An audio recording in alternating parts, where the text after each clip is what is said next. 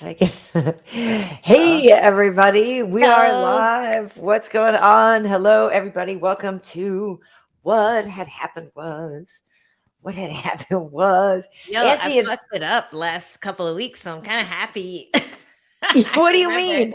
I How did fucked you up mess the it what up? had happened was I kept forgetting to do it for the Okay, last few weeks.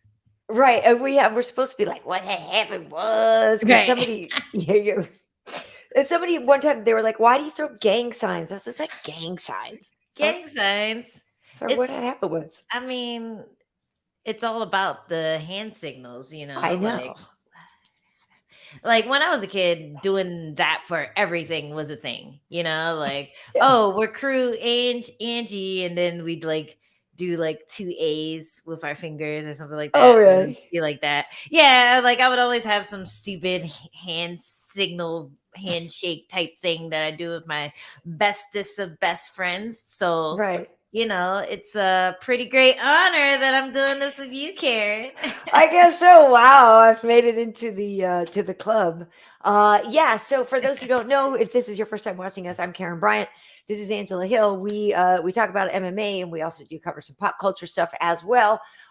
This week we are talking to Kyler Phillips, who is a bantamweight who is really, really great, and he is on the rise. And we're talking to Roxanne Modafferi, who is Yeah. saying goodbye to the game. Right. So Ugh, yeah, I it's actually emotional. thought that she already had her retirement fight. So it's kind of Yeah. nice that we get to see her one more time because I Yeah. thought that her last one was her last fight. So yeah, it's nice we get to see her one more time.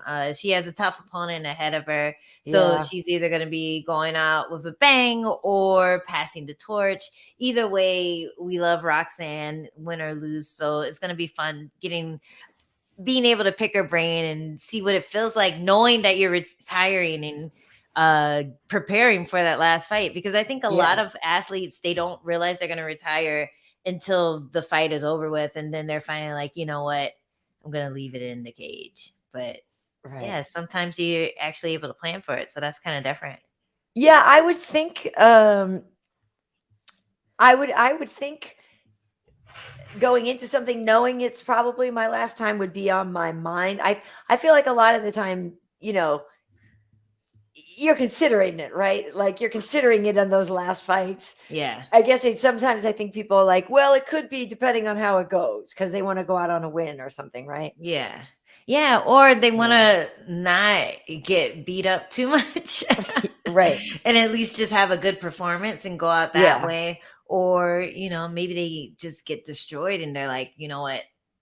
I'm happy this was the last one because it's not worth Right. it anymore. So Yeah. there's all sorts of ways people go out. I love the most romantic way is to go out on a win. You For get to walk sure. out into the sunset, like one of those cool like rodeos or whatever. Yep. Ryu walking away from all the fights, reflecting on his journey, that type of stuff. Yeah. Yeah. Okay, okay. So yeah, that yeah, no, that would be ideal. But before we get into the talk about retirements and stuff, we should ask people and ask you, oh no, nice, what your take was on the if you saw Sean Strickland versus Jack Hermansson last night. I was at work. Yes. That was our main event. And, I think a lot of people were expecting a different fight.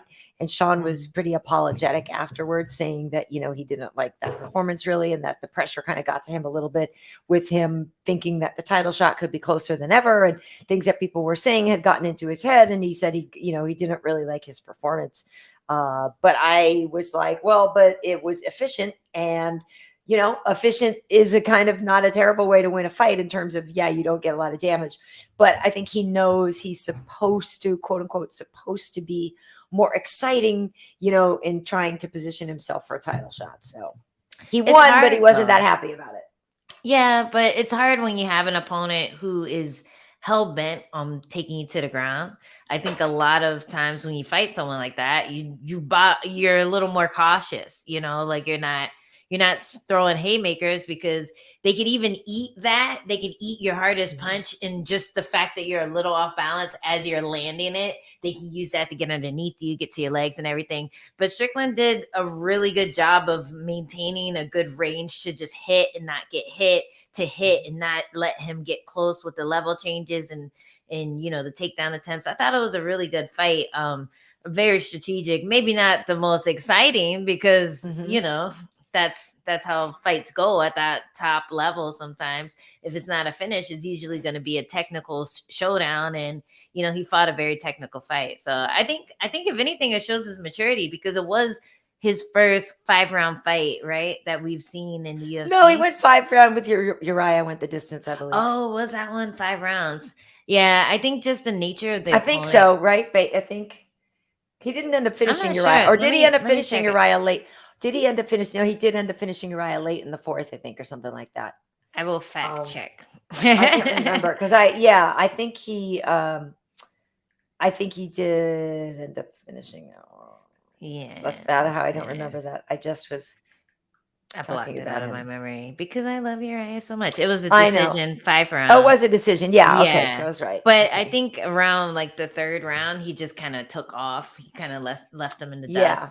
And the same thing happened in this fight. So I'm not sure why he thinks this was such a bad performance compared to the last one. Maybe because he didn't wobble Jack too badly, but Jack was getting lit up. It was a good fight. I'm not sure why he didn't like the fight. Not sure. Maybe just because it was a bullshit ass split decision. Maybe that's why he didn't like the fight. Maybe he thought it was too close for someone to somehow fucking Sal D'Amato's motherfucking ass. Somehow he could conjure up 3 rounds for Jack Hermansson. Maybe that's why he didn't like the fight. But it was a good fight. It was a strong win. I thought it was 50-45. Just watching it, I see how people gave Jack the first round because it was the closest round and it was his strongest round. But it was a dominant fight for Strickland. So I don't know. Yeah, if you looked at damage wise, Jack's face was much more beat up. Sean really didn't have much on him. It was a dominant performance for him. What was interesting is I think you could, argue for giving Jack that first round, but it was Jack had to work a lot harder. Everything he did last night, you could just tell he was working so much harder for everything. And, Sean his stat is like crazy that he's the least hit guy in the middleweight division. That's so and weird. So, he makes you work really hard. So, I thought it was a good performance from him as well. I understand what he's saying in that he's had, more electric performances, but those were also performance against people with, less danger attached to them. Right. So Jack was number 6, what I mean? And so you can't take as many risks as you can against number 6 as you did when you were fighting, number 16, you know what I mean? It's just a fact. So, I don't think Sean needs to beat himself up too much for that performance, but, but I do think going forward, it'll be interesting to see what happens and what kind of fights he gets. Jack, Jared Cannonier is fighting Brunson next week, as is Israel Adesanya and Whitaker. And so it's like, well, does Cannonier or Brunson win? If they win, do they get the title fight?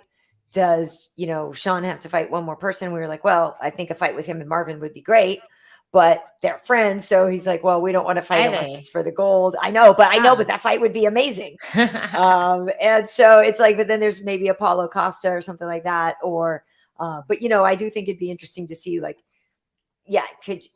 can Sean stuff all of Brunson's takedowns? Can he do all? I don't know. Yeah, that would be really fun to see, just because Brunson's so dangerous on the feet too. And Brunson kind of has an unorthodox style of striking where he's not as, I guess, afraid of the engagement. And I feel like a lot of people are kept at bay by Strickland's jab. And I kind of want to ask people who fought him, what is it about that jab? Because it's so stiff and you can see immediately as soon as people get hit with it, they're flinching extra hard. So as soon as Strickland lands that jab, it kind of dictates the rest of the fight. Does the person respect it? Do they just try to, draw it out and do something with it? But he's just really good at commanding the fight with like that long stiff jab and then following up with other things. And he's really well versed with his kicks. Like he's just like this really upright striker. So it's strange that he's so hard to take down, but the opportunity is there for someone who like Brunson, who is his career is takedowns, just by the way that Strickland stands. But he's developed this strange way of striking that people still can't get him down. Like, like if they get him down, he's right back up. So I'd be really interested to see that actually. And I feel like sometimes we get someone on a streak and the matchmakers are like, you know what, let's skip all the wrestlers. Let's just have striker versus striker for the title. Right. Like that's kind of what happened with Cyril Gane. He was able to bypass the best wrestlers in the division and fight Ngannou because it was going to be a hell of a fight and way more interesting than if Cyril were to fight someone like Stipe or someone like Curtis Blades and get sat on, and then that ruins the whole story of this undefeated fighter who has all these KOs coming in to fight his old teammate. So I would like to see Strickland matched up against a wrestler, but at the same time, if Adesanya just smokes Whitaker, like if it's anything like the last fight, then maybe keep Strickland on the shelf so we can have another exciting matchup for Adesanya. Like, I don't know. What do you think about that? Yeah, I think it's tough to go from number 7 to title shot. I mean, I just think it kind of is, but also only because, but what he does have going for him is that he's not a rematch guy, whereas Vittori's got rematches. Some of these other guys are rematch situations or whatever, and even with other fighters in the top division, right? So Sean is the new blood, and so he has that going for him. But yeah, I think it'd be interesting to see. Look, if Whitaker wins, obviously they'll have a trilogy fight, right? And so whoever it would be next will have to just kind of sit and wait, So that's true. But I'll give Sean the winner. If the winner of Cannonier Brunson, if Whitaker doesn't win, right? If it's Adesanya, and then you get the winner, the winner is Whitaker. The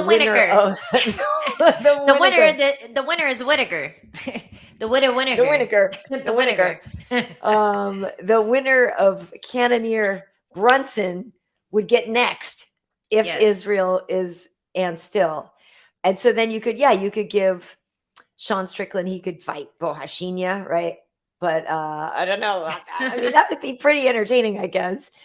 I know Costa wants his own rematches and stuff like that, but who knows? And if Costa can make 85 again, right? I guess. I know, that's the thing. I feel like Strickland's that kind of guy that would still fight him if he didn't make weight. If there was anyone in that division who would take the challenge, it'd be Strickland.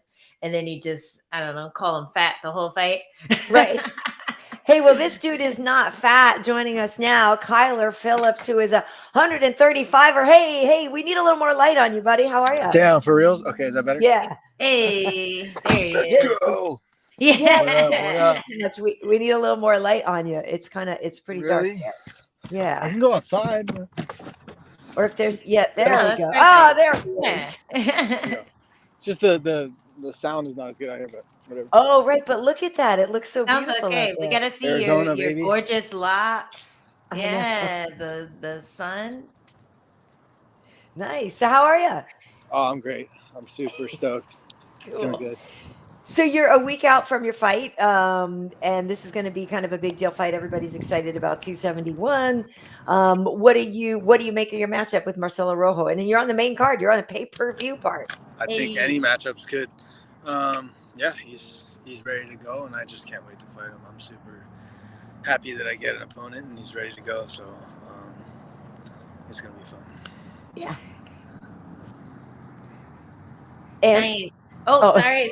Yeah. What have you done different to prepare for this? I know before you've talked about your style just kind of being in the matrix, like you you see everything as it's happening and just go with the flow kind of fighter where like you're just kind of in the moment reacting and then going.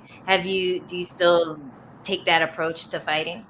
Yeah, I've just done a lot more. Like everything I'm doing right now is with intention. There's a purpose, Mhm. specific purpose of what I do, but at the same time, like I'm just letting it go. And right now, I'm happy and I'm excited and I'm really grateful to do what I do. 26 years old. I'm just like, man, this is like the beginning for me. And there's a lot of things that has happened in the last like couple months that has just helped me um, re-engage with myself and to like really get to know myself better and be able to perform on a level that is my style. So for that. Nice. And what is that? Is that like different training partners, different training methods, something new that you're doing to kind of get you to reconnect or re-engage? Focus and strategic with Oh everything. wait, I can't hear you too well now. Just more Oh, focused and there you go. Yeah, strategic yeah, with yeah. everything that I'm doing, and yeah, I don't know, just basically having fun with it, and like I'm here in the moment, and when I go perform, it's gonna be you guys are gonna see like 2.0 for sure. It feels Nice. like my debut in the UFC, honestly. Ah, Good. nice. Yeah, I really want to know what those new things are that you're I adding, but I know. know you it's can't right here, reveal. right here, right here. It's Ah, always been there, but I'm just reconnecting. do you feel Oh, like oh uh no, go ahead, do you Angie. do you feel like every fight you just kind of understand your style a little better and you're able to improve just by getting in there at the highest level? Or what do you think the biggest difference is between this fight and the last one? Um, no, it's more something like whether it's here or there. I'm just kind of like I have such a high level skill set, and I have more passion than my previous self, and I have more drive and specific purpose to what I'm doing, and like Mhm. I'm more grateful right now, and I'm taking every opportunity that I can to become the best version of myself, and just everything on with my nutrition, with my sleep, with everything. I'm just trying to get better at everything every day, and like the sky's the limit for me for sure. And just like you guys too, you guys see every opportunity you can get, just being grateful for everything you can have, and like Yeah. fuck, you guys are gonna see for sure. I'm gonna kill it. Okay, well, so does that mean, yeah, when you first got here, you weren't taking it that seriously? Because you do hear that Just in my sometimes when people have like a natural gifts, right, that they don't necessarily take things as yeah, I serious. mean, I took a couple things for granted. My last fight, I didn't go my way. Like some people thought I won, but it all worked out for the purpose that that I'm bringing forward. But like, I was getting away with little things and stuff like that, and it was like it's getting easier to me, and I wasn't like constantly pushing myself, and I got to Mhm. just re-engage with that little kid that wanted to be a UFC champion when he was 6 years old. You know what I mean? So like that's how I feel now, and I'm living that dream, and I'm just like here in that moment, and all the bullshit, all the people on the outside and stuff. I have my small circle now. I'm re-engaged Mhm. with my true people and my family, and I love what Nice. Good. I do. Yeah. That's yeah, it is kind of loud there, but you're good. You're good. That's it's good to hear because a lot of times people need that push. Mhm. They need that even if it's like a close loss, they need that push in order to start being interested in it again. Is that kind of how you felt? You made a couple mistakes and it made you kind of shore things Yeah. up? Yeah. I mean, it's like whatever happens, make it work out and stuff, but I'm making sure that I'm winning in every area that I can and making Mm. not taking any shortcuts anywhere, and all the small details and the little things I'm doing every single thing I can to sharpen every skill, to push forward, to stay like on top of everything with like stretching, with like doing everything right, and being more focused on strategy on my opponents and attacking people's weaknesses and like Mhm. getting super creative in my flow state, but also like staying super foundational to the basics, getting those extra reps in, and Mm. taking the time to recover properly, and just feeding my mind with the right stuff. And like, fuck, this body I have here, I feel like super balanced right now. Nice. And who do you mainly train with now then? Matrix. Yeah. No, Okay. I train with for That's reals, it. man. It's that dude, and you got to beat him every day. You got to beat that bitch. But I got a bunch of people, my team around me, Hanchi, Nico, the MMA Lab, Two Knuckle Sports, all my brothers and stuff. But Tonquinho, Jiu-Jitsu, and Tim and Sugar Sean and stuff. There's a lot of guys there that I train with. But just having intent with every day and making the most out of it. Nice. And I feel like Well, and I'm curious too, if you know, like we're saying, if you're naturally gifted, right, and you have the matrix name because of your skill set and ability to put all kinds of wild things together, you know, you don't want to take away what made you special by getting you to be too much of a quote unquote normal, straightforward fighter. So how do you know where to draw the line and how to blend, you know, the fundamentals with your special skill set? Well, I mean, they're just advanced basics is what I'm doing. Yeah. Is like, and I just have fun and opportunities arise and I just take them. But sorry, it's loud as hell here. Nah, just taking so much time out of my whole life, you know, doing jiu-jitsu and grappling tournaments and doing all types of wrestling stuff. And I mean, just my whole life. It's like I put in so many reps, but people only see me doing flips and doing spin kicks and stuff. But it's like, you know what I mean? All the basic stuff. I don't really know about your question. I just say like, just keep doing what I'm doing. Yeah. Can I back it up and ask you how you got started into MMA? Is it something you've just always done as a kid, like jiu-jitsu? Yeah, no, my kickboxing? dad put me in jiu-jitsu at the Gracie Academy when I was 3. Okay. But he never really forced it on me too much, so I wasn't like I didn't get burnt out by it, so I was just sticking around it for a while. And by the time I was 12 years old, I wrote down jiu-jitsu world champion, UFC world champion, and I'm still chasing after those same exact goals. And like, yeah, it's just me. Well, who were some of your heroes? Were there any fighters that you looked up to? I mean, guys that brought it to the next level as far as like, so you'd say kind of like mixing up styles, kind of style bender, yeah, right? Yeah. DSP was one of those guys. He evolved. You've seen him evolve before your eyes. He'd be, you know, wrestling and then getting super good, using his ground and pound for some fights, using his jab for some fights. Anderson Silva, he like just evolved before our eyes, and like I'm one of those dudes that I'm changing, I'm growing every single fight. I fight differently. Like you can't really get a game plan to put together. It's like I'm just gonna be different the next time I fight. So that's what you guys will see on February 12th. Do you have a go ahead, Ange. Sorry. I was just gonna ask what you're sipping on. What you got over there? I'm drinking soda. No, Soda. Oh, Zevia. I'm not sponsored though. I was just gonna say. That's a good hack, fight camp hack. You get your calorie-free sodas. Go ahead, Karyn. No, I was just gonna ask, what is your favorite thing to train, right? Because first and foremost, I think, Kyler, maybe you can help me congratulate Angela, who just got her purple belt in jiu-jitsu. Baby girl just got promoted to purple belt. Last week or what? Yeah, I think it was Friday. Yeah, so it only took like 10 years. Yeah, thanks. I love it. But yeah, no, I'm curious, what's your favorite thing to train? Do you like to train what you're good at, or are you the type that, you know, is actually able to go in there and go, well, I got to enjoy the part that I don't like? Like what's your favorite bit to train? Yeah, you got to do all of it for sure.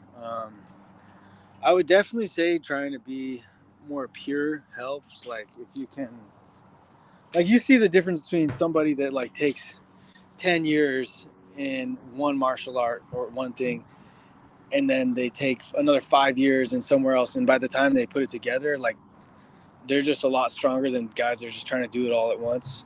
Kind of like when somebody's trying to speak a language and like you're trying to speak Spanish and English versus you spend like 5 years in that country. You learn common sense, you learn joking, you learn all different types of like sub languages.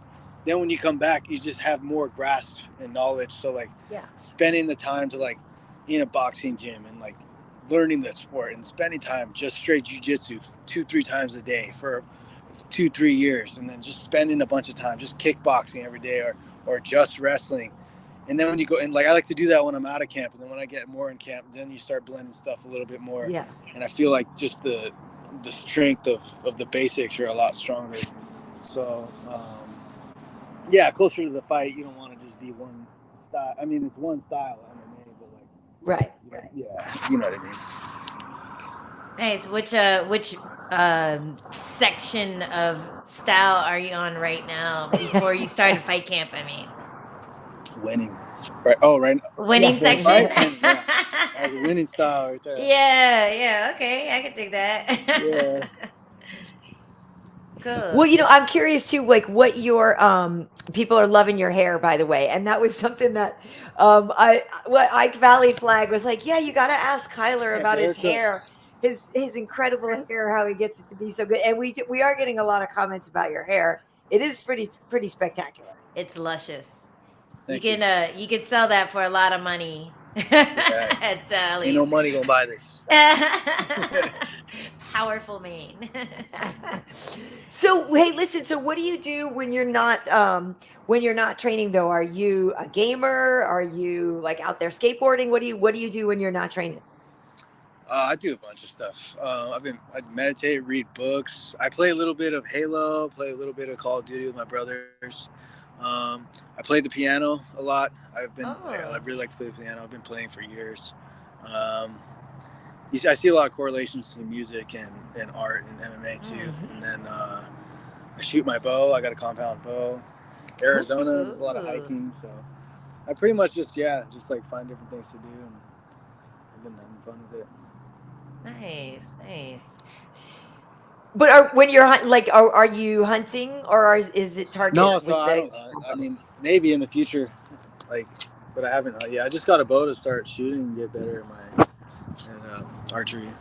Yeah, because I think that's cool. But when it comes to the hunting part, at least I feel like the arrow is maybe more of a fair fight. But yeah, I don't want to go hunting. I'd be down. Yeah, I'd be down. I just haven't had the opportunity. But what do you guys do? I play tennis. Yeah, she plays tennis. I play video games. I played golf this morning. Oh, golf's great. Nice. Yeah. How'd you shoot? What's that? How'd you shoot this morning when you played? I just hit at the driving range and then. Oh, okay, yeah. At the what's it called? The greens, the putting greens. But the last shot, I'm not that great. But literally the last shot I hit from the putting green, like half across the whole thing, and I hit just one shot. It was pretty cool. It feels good. It was a good way to finish it. I was gonna say that's how golf gets you, because I do love to golf too. And I have my own clubs even and stuff like that, but I haven't gotten to play in a long time. But that's how golf gets you, is you'll have that one sweet shot, and that's what gets you back the next time. You're like, oh man, it felt so good when I drove the crap out of it. I was not feeling good about it. I was not having a good day. I hit it that one. I was like, whoa! It was like one of those TikTok videos, and it curved because I didn't think it was gonna go and hit it in. Yeah. And there was a hill. There was an overhill. And then it went boom and hit it, and I was like, dude, what the heck? It was sick. Yeah, so nice. Well, now you got to take up Cormier on his challenge. He's challenging anyone to fly out and beat him in golf. And if you don't beat him, then I'm not sure what the stipulations are, but he's gonna fly out whoever wants to challenge him at golf, and then see how you did. So there's some incentive. Yeah, I started a little vlog. I've been doing little vlogs that I'm releasing. So me and one of my nutritionists were doing this thing called the local spot, where we're just going to different local spots and doing reviews and stuff like that. So just another little hobby I started. Nice. Where can people find that? Is that on YouTube? Yeah, YouTube. Yeah. Okay. Just look up Kyler Phillips or Matrix Eats, or we haven't released the first and second episode, but they're done. Oh, okay. We're gonna do the third episode at what's it called? At the Houston. We're gonna try to do it. So I'm just not really good with the camera and stuff, but my little brother, I'm gonna try to train him to use the camera and editing and stuff. We need to get a drone. We need to get one of those stabilizers. Well, and once he gets that, it's game over. Yeah. Just That's strap a serious. GoPro to him, like tape one to his hat, put one on his chest, like those little Right. baby Yeah. carriers, you know. Then he'll be good to go. Yeah. So Well, are you no, gonna fight at all? No. Me, no. Karyn might have a fight before no. me at this point. Damn. Yeah. I'm on the shelf, Yeah. man. But it's all good. I'm like you right now. I'm in my learning state. So right now I'm focusing a lot on grappling and wrestling and just doing that to the most that I can before I get a fight booked. And then I have to get back to like smashing pads and stuff like that. So And then fight book is kill mode. And then you just fight book is Yeah. kill fuck mode everybody, for fuck sure. everything else. Fuck Yeah. everyone, kill everyone. But I love your style, and watching people like you fight is kind of why I focus so hard on my jujitsu, because for so long in my career, I was just like, I'm a striker, the stand and bang, like fuck anyone who tries to take me down. But I was really just doing myself a disservice because there's so many opportunities to grapple, so many opportunities to finish the fight if you engage in the grappling part. So I love watching people like you fight because you just go like, you throw like a 10 punch combination with like a spinning kick, and then if you fall on your back, you're like grabbing a Yeah. heel hook, like, you know, Yeah. you never stop moving and you're always snatching up those opportunities. Well, So one of my coaches, Hanshi Nico, when, like, I don't know, 7 years ago, he would see my jiu-jitsu and I'd be at the lab like trying to slug with everybody. And he's like, you see the way you do that? He's like, you got to do that like that. He's like, it has to be like one. And it's like, it's more about like concepts, like, and just thinking like, oh shit, I don't have to just be a brawler. I don't just have to be a flow guy. You could be like, you can do both. Like, you know, it doesn't have to just be a grappler or just this or that. Like, it's about winning. And if like you can bring an element of surprise, or you can like just be at different angles and stuff, that's what makes the game more fun, you know.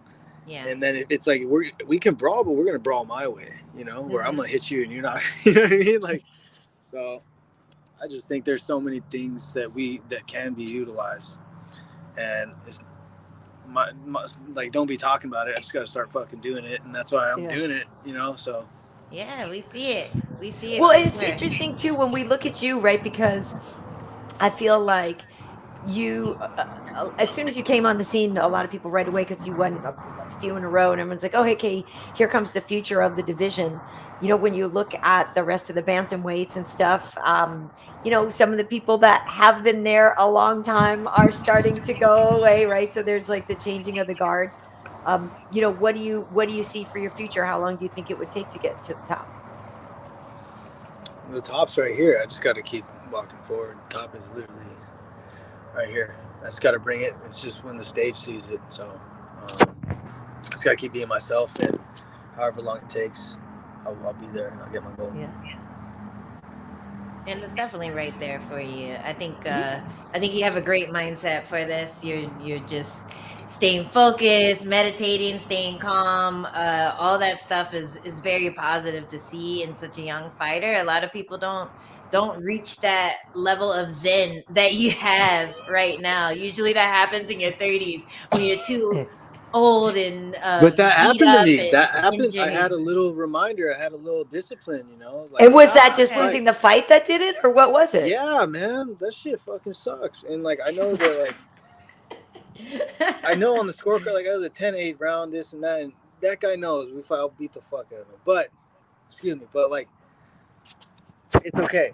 Like, it all worked out for the better, and I used it to make myself a better person. And whatever happens to you in life, like, whatever happens, it either makes you or break you, and that made me stronger. And that made me so much more hungry. And like, all the departments, like the department of, you know, I was cutting corners in different areas. I had the wrong type of people around me, and like, I was, yeah. So you guys know.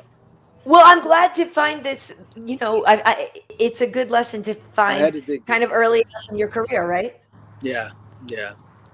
But it's like, that's nothing compared to like what I'm trying to get after. So it's good. It was good to, like, the timing's perfect too. So I will ask you this though: were the people who you had to sort of, you know, get rid of or kind of move out of your circle, did they understand why? You know what I mean? Why they had to go? Like, was it the type of thing? But I mean, I'm not gonna blame it on anybody. It was me. Yeah. It's like that wrong. It was that other version of myself that, like, would just show up. The other version would just go to training and knew how to I got into top 15 and I knew how to win. I knew how to go in there and train. I knew how to perform.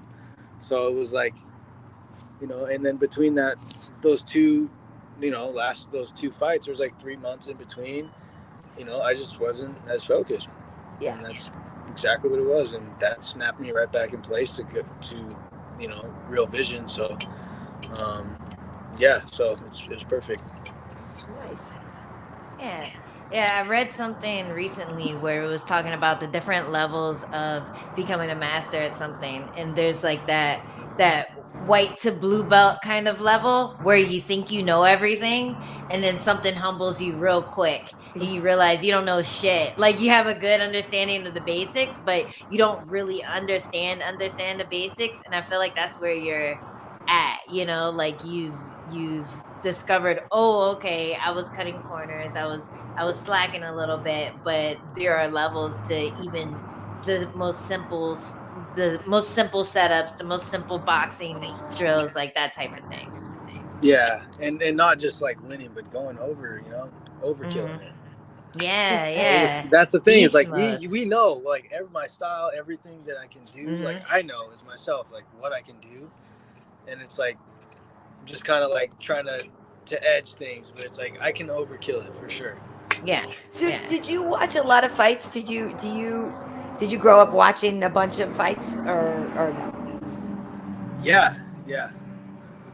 Always. So I'm curious then, if you grew up watching it, was there ever a move? I know you were talking about George St. Pierre and his evolution and stuff before, but what are some of the coolest moves you've ever seen in the octagon? Because I feel like you're one of those guys who's going to deliver the coolest move anybody's ever seen at some point, if you haven't already. So have there been some things where you just oh, snap, when you saw that thing and that either inspired you or you just thought was the coolest thing you ever saw? I was inspired when Machida won the title. That was pretty cool because he brought that old style karate and won. And he had his mouth open. He was, just to see him win the title like that. I was inspired with John Jones. He's in there and he's seeing the belief in his spirit and stuff like that. As a young kid, that's something that people are attracted to. But I don't really know, just a lot of different stuff, a lot of jiu-jitsu things, wrestling highlights and stuff.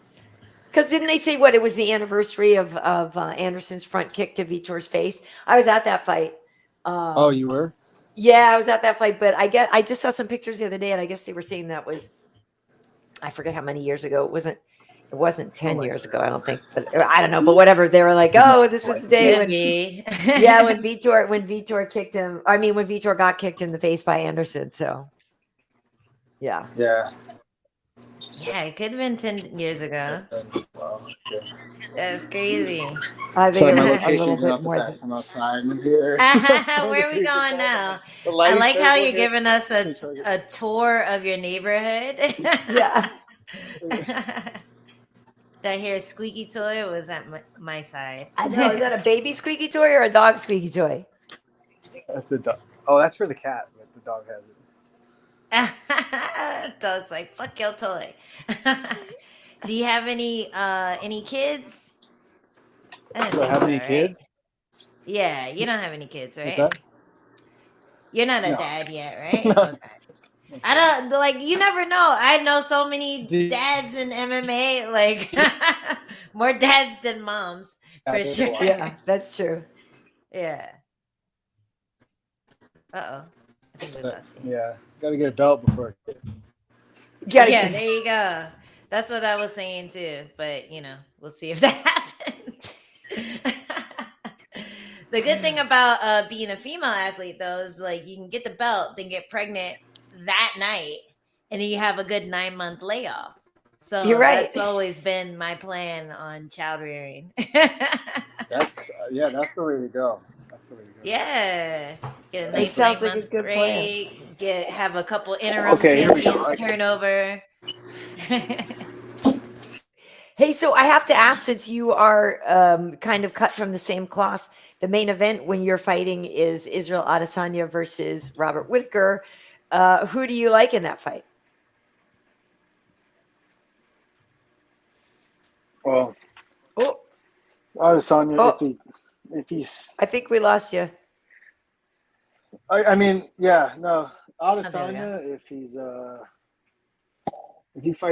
if Whitaker fights the same way he did last time, I don't see him like.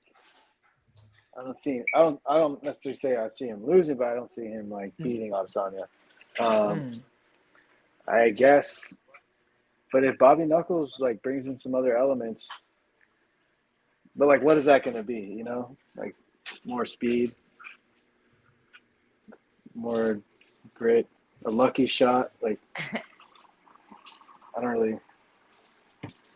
Yeah, I got. Sounds like you're picking Izzy. I was gonna say, you sound like an Israel Adesanya. Like, unless he shows up and brings something, like you saw what Moreno. I thought when he brought out that spinning hook kick to the leg, just to like, you know what I mean?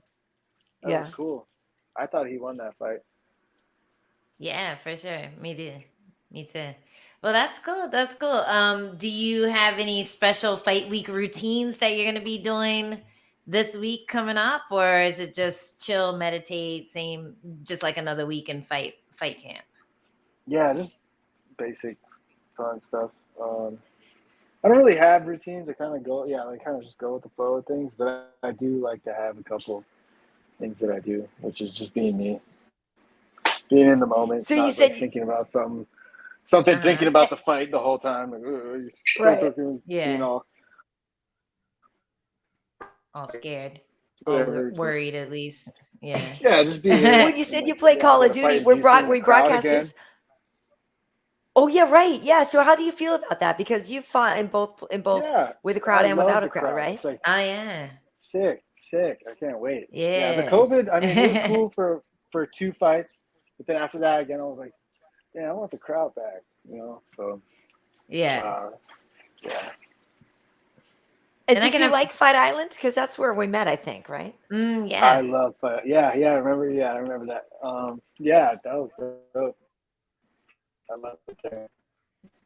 He's still there without the whole COVID restrictions, though. You know, go to fight Ferrari World and stuff.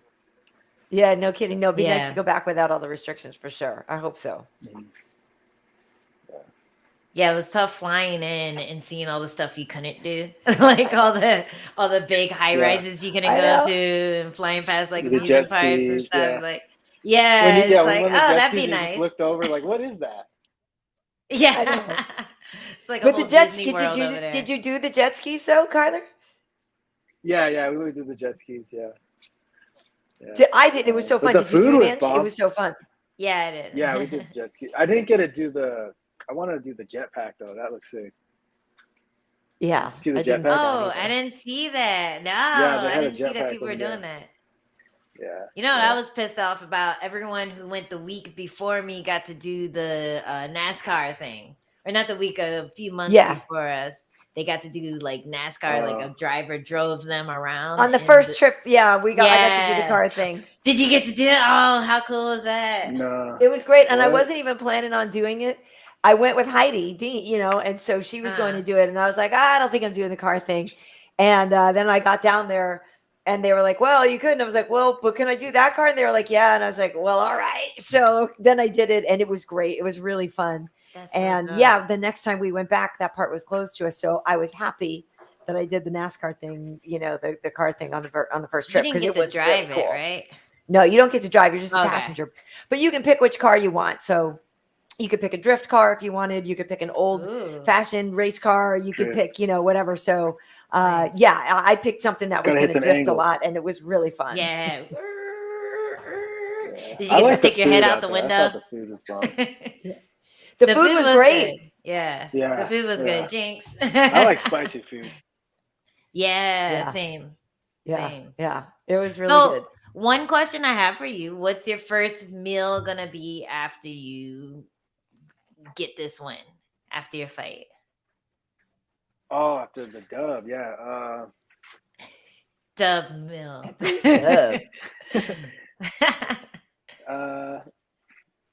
I don't know. I might want pizza. I want some pizza this time. Okay.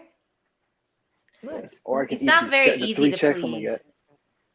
Yeah. Oh, 3. Oh, nice. Oh, nice. Yeah, Yeah, that's no. that's the same mentality I go into every fight. I'm just like, we're getting all the checks. We're getting all the bonuses. Well, not for nothing. Last night, I don't know if you saw the fights last night, Kyler, but that Julian Erosa Steven Peterson fight, they got fight of the That was night. sick. But Steven Peterson missed weight, so Julian got the full $100,000. Oh, nice. Oh, it works like that? That's awesome. Yeah, it did last night. I wasn't And sure so- if that's how it went down. Like, Well, it damn. did last night. So Juicy J, not only so I think Steven had to give up 30% of his purse anyway beforehand too, Wait, so right? Erosa So Julian already got more money that night. Then Yeah. they got fight of the night. So he gets that, and then they just gave Julian all of the bonus money. Yeah. So Need if to that's take not a a fight. cautionary tale to fighters to make weight, if I don't know Yes. what is. Damn. Yeah. Yeah. How bummed would you be? And I think when people miss weight by like a lot, it's like, come on, man. One time I had to fight Yeah. a dude that was like 10 pounds overweight. Oof. Yeah. How big was he on fight day? Did he look like a different weight it's just class or 2 different weight classes? A little bit, but it wasn't much. But you see that like old fight. It's crazy. Is like we think like all this stuff, the UFC stuff, but like there's people out there that fight. You see it all the time. Dudes like getting Mhm. matched up at different like unorganized organizations, like or tournaments, Yeah. and it's like some big kid versus a little kid or whatever. Yeah. Yeah.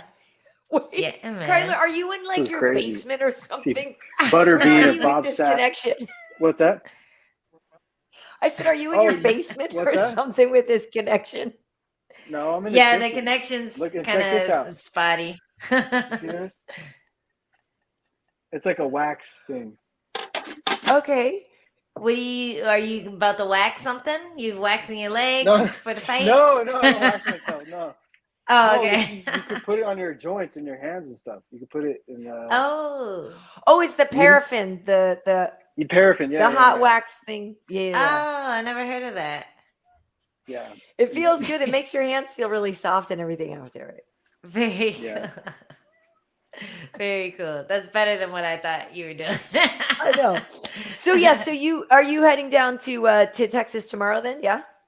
Tuesday. Oh, Tuesday. Right. Yeah. All right. So Wait, where are you what guys are at? you? I'm in LA. And I'm in Angie's San Diego. Yeah. Yeah, I'm pretty close to you. Temecula. Oh, okay. Oh, okay, Yeah. right. I always Okay. drive to Right in the middle. Vegas, so I always drive through there. That's my Yeah. spot. That's Wine my country. breakfast spot. Yeah. Yeah, exactly. Exactly. Yeah. Well, cool. Well, listen, I'm just really glad that we had you on. And I know that like you're one of those guys that everybody is saying, like I said, you're kind of the future of it. You're the future. And Well, it's I right wonder, here. is that, yeah, is it, but do you, like, how much do you think of that? Does that put any pressure on you? Are you able to just be like, hey, I'm me? Or do you think about that? Like, no, I want to be the future of the division. It just is what it is. You know what I mean? Like, I don't have to think about it. It's me.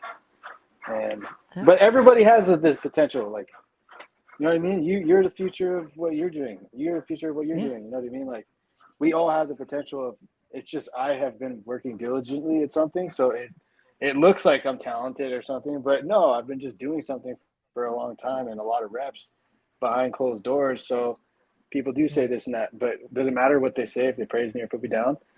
I mean, yes and no, not really, but like, this is me and I'm here and this is what I do. So like, you're gonna see. Yeah. Matrix Reloaded. Yeah. I love it. I love it. Resurrection, not resurrection. No, nothing happened, dude. No, I Like, didn't I see just that want to movie yet. say, oh, okay. Yeah. I just want to say your last fight was amazing, and I think you made just as many fans with that fight as you did with a win. Just your diversity and the fact that you just go ham regardless of what your opponent's doing. You lead the fight, you make it exciting, even against someone who just wants to hold you down. Like, you're able to make a fight like that exciting. So if anything, people are ready to tune in no matter what happens. Oh, okay. So we finally Yeah, got no, something dude. out of you. Like, what? I was trying to drag it out of you. Yeah. Like, what's the difference? We need, like, just give me something. But breathing, that's a big thing I because didn't do my when you're like nose. only a few fights into the UFC, sometimes you get in there and you're just like, all right, let's go. You know what I mean? So, Well, you know, yeah. and then ego too. My ego Mm. got involved as well. I was like, I'm like, oh, who's this kid? I'm gonna finish this dude. And then like Right. I envisioned myself dropping him in the first round just like that near the cage, and I did. Mhm. I envisioned that a bunch of times, but that's all I envisioned. Like And then I he was wasn't still training for there. no 3-round fight.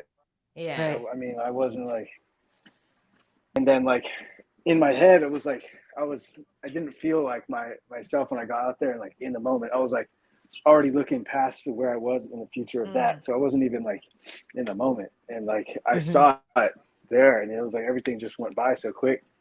Yeah. And it was that mindset. It was just like go next. And you saw it like within the movements and everything, which is good. And that tenacity is important. But that with the grounded person I am right now is like, Yeah. let's see it. You can Nice. you can like you see that? choose Did you see when to go crazy and when to Yeah. like you know, and Yeah. then go crazy again. Yeah. Yeah. Cool. Yeah. I love it. Well, Just everybody's hand going to be only. looking forward to it. Ground shit. Nice.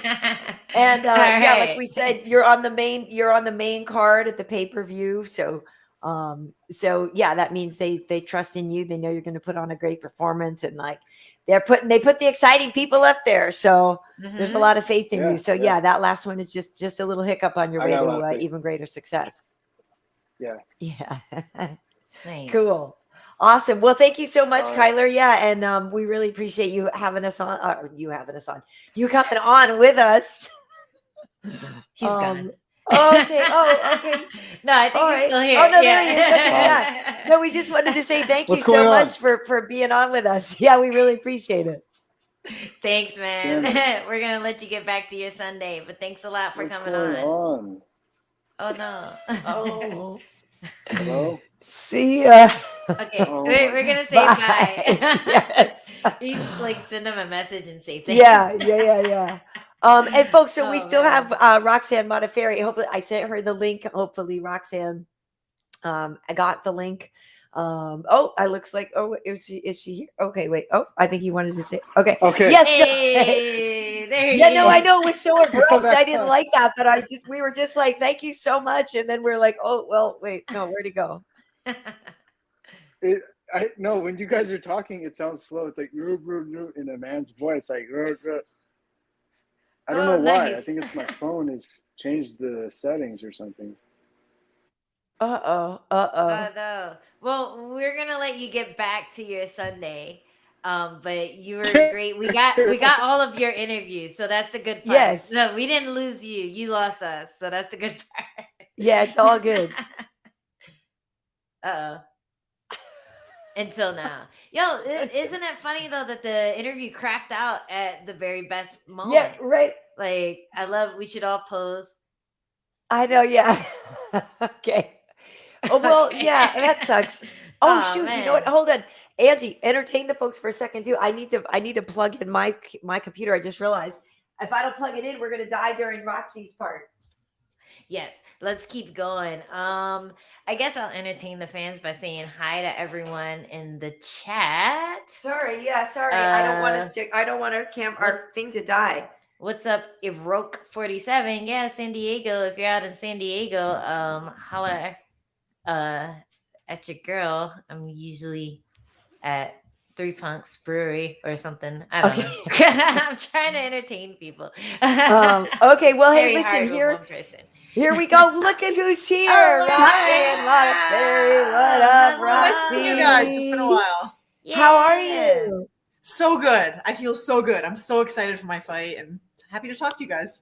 Look Yeah, at you. nice. Look at you. Nice. Hey, You look girl. stoked. Hey. You look stoked. I know. Roxanne, what does it feel like getting ready for? Is this going to be your retirement fight, or have you had second thoughts? This is going to be my retirement fight. Yeah, it's very strange. Like, Yeah. but things change over time. I'm not the same person I was 10 years ago. My situation's different. But I'm just gonna enjoy this last fight week, and I'm still gonna do jiu-jitsu. Like, I cannot wait to just focus on jiu-jitsu. There's like a lot of stuff I want to do. So I'm, thinking of it that way, Interesting. Okay. Well, so how you've been here for a while now, though. It's like I don't want to see you go. Like, I feel like now you've just been a part of our fabric for so many years. But yes, situations change and stuff. Are there just new other things you want to do with your life? Is it that type of thing? Because MMA does consume such a big part of your life. Like, you can't only be halfway in it, right? Yeah.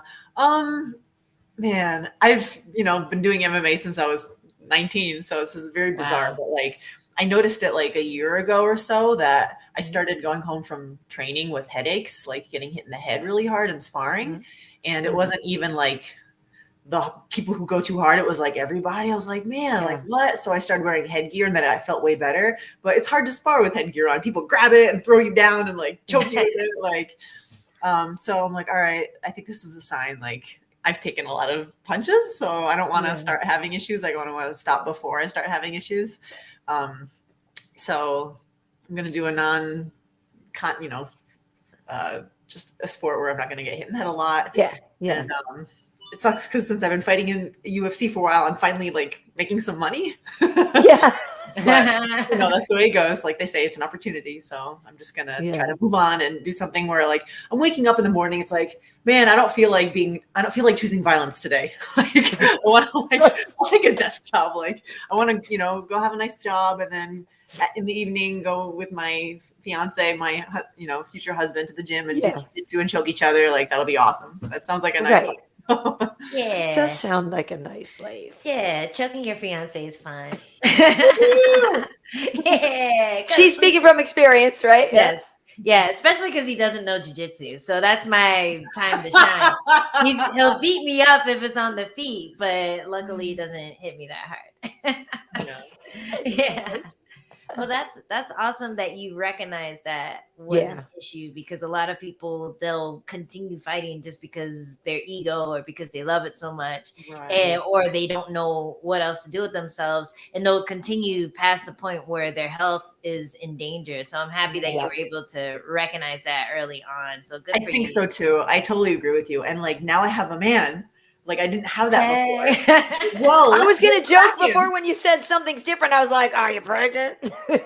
You know what I mean? No, not yet. But maybe Look now at that you. Best wishes. That's wonderful. Yeah. I love that. So, do you already have like a date planned? Are you like, is the wedding already set? Yes. So last week we finally set it. It's going to be in October. Nice. Okay, so we have to ask. So now we have to get the whole dish. It's like, where'd you meet? Like, did you meet in the gym, or where'd you guys meet? It's really a funny story. We met at Syndicate at the gym, and he said hi to me, and I was like, "Oh, that guy has a really cool Star Wars T-shirt on." But like, I didn't really talk to him a lot. Like, I was so focused and pretty oblivious to like guys at that point. Like, I was just trying to train. And then he never really hit on me or anything. And then we trained for a bit, alongside each other, and I didn't really pay attention. And then he got a job that he had to work during the day, so I stopped seeing him. I forgot about him basically. And then like 2 years later, my father was like, "Honey, you need to get a man so you're not lonely in your old age." I was like, "Whoa, all right, geez, you never said that." So I'm like, fine. So I start looking at dating apps. I looked at Bumble. You did? Oh my gosh! Wow, good for you, girl. Good for you. Bumble, so I messaged him on Instagram. The lighting's better in here. So I love it. Yeah, so it was awesome. And then I went. The other funny thing is I went back to my Instagram and I messaged him on Instagram, and he had been like conversing with me for like 2 years, like liking my posts, and I was just so oblivious. Like, holy crap. So luckily So once you saw the messages, wait, so you said he wasn't on Bumble too, though? You said he was on Bumble, yeah, but I didn't message him on that. I like recognized him. I was like, wait, I know this guy. I think I've trained with this guy. So then I went and I looked him up. Nice. And then the rest is history. So who actually set up the first date, though? I messaged him asking him where he's been, And then he asked me out. Oh, yeah. He's like, I've been waiting for you. Yeah. Pretty much. Right here, baby. Oh my God, that's so sweet. I That's love it. adorable. So your proposal story is actually really insane. Do you mind sharing it? Like, I don't know if people are wise to it. Karyn, do you know how? I don't know what happened. Oh man, do you mind sharing it? Yeah, sure, absolutely. Okay. I was cornering him in Titan FC down in Florida, and it was my first time with him in a fight. I was very excited. The bell rang, they exchanged. My boyfriend tried to take the other guy down. He pushed him into the cage, and the other guy like landed a knee on a grounded opponent, and like Chris dropped, and they stopped the match because it was an illegal knee. Right. And they called it a no contest. Mm-hmm. And then Chris like woke up, sat on the stool, and was like, "Where are my glasses?" I'm like, "All right." So I'm like standing there, like over him, like, "Is the cornerman trying to fight us? Like, what do I have to do to protect him? Like, get the ice." Like, I'm icing his head, and he's like, "Give me my glasses." I'm like, "All right." So I get his glasses case, and I'm like, "Okay." I give him his glasses. Like, what's happening now? The people are walking everywhere, and then I look, and he's down on one knee, like holding a ring. So he had wrapped the ring in a little cloth in his glasses case so that I didn't see it, and I didn't know it was in there when I gave it to him. I mean, Nobody else. It was just me. I was the only corner man. Oh my God, that's so sweet. So when I saw this video, because it was a nasty illegal knee, like I would have flipped. I used to watch my husband fight when we were both amateur Muay Thai fighters, and I would freak the fuck out in the corner. Like I was the worst corner woman ever because you're emotionally invested. Dude, so when I almost fought the guard. Like he wouldn't let me in the cage. I was like, "Oh, excuse me, let me in." He was like, "Not yet." I'm like, "Now?" He's like, "No." I'm like, I got ice. Like, can I just like, I'll throw it over there. Like, he's like, no, just wait. I'm like, okay, how about now? Like, can I just, like, can I go? Can I like, go? move, motherfucker. Like, that's my man. Like, get out of the way. Respectfully, get the hell out of my way. Yeah, dude, it was a really sweet moment because I could only imagine like your level of anxiety and then just like confusion and then just like, oh. Yeah, like exactly. It must have been a roller coaster, right? Yeah. He's wonderful. Wow. You're happy. Yeah. Well, I know. So dad is happy, right? That you found the man. Yes. You know, it's interesting because we always ask this of fighters and stuff of what their families thought of their careers. And now that your career in MMA is coming to an end, I mean, was it a career that they were gung ho about all along? Was it one that you kind of had to win your parents over on, or you know, what was that like for you?